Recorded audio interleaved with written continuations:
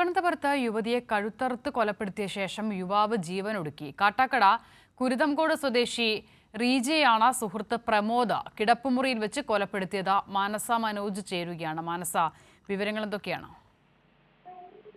അസിത, വൈകുന്നേരത്തോടെയാണ് സംഭവം അറിയുന്നത്. കാട്ടാക്കട കുരുതംകോട് പാലയ്ക്കൽ വെട്ടുവിള പുത്തൻ വീട്ടിൽ റീജയെ സുഹൃത്ത് പ്രമോദ് കിടപ്പുമുറിയിൽ വെച്ച് കൊലപ്പെടുത്തി എന്നാണ് അറിയാൻ സാധിച്ചത്. കൊലപ്പെടുത്തിയ ശേഷം പ്രമോദും ആ റൂമിൽ തന്നെ തൂങ്ങി മരിക്കുകയായിരുന്നു എന്നാണ് അറിയുന്നത്. മാത്രമല്ല, ഇരുവരും 8 വർഷത്തോളമായി പരിചയമുണ്ട്.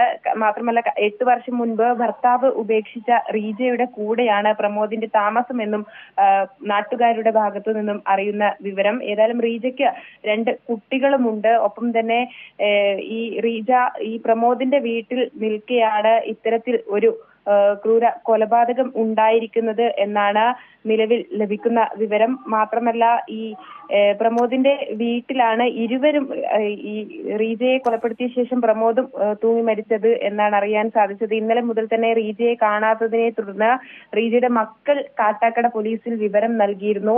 ഇതേ തുടർന്ന് നടത്തിയ അന്വേഷണത്തിലാണ് റീജയുടെ ഫോൺ കേന്ദ്രീകരിച്ച് ലൊക്കേഷൻ കണ്ടുപിടിച്ച് നടത്തിയ അന്വേഷണത്തിലാണ് പ്രമോദിന്റെ വീട്ടിൽ ഇത്തരത്തിൽ റീജ കൊല്ലപ്പെട്ട സ്ഥിതിയിൽ കാണുന്നത്. അസിത.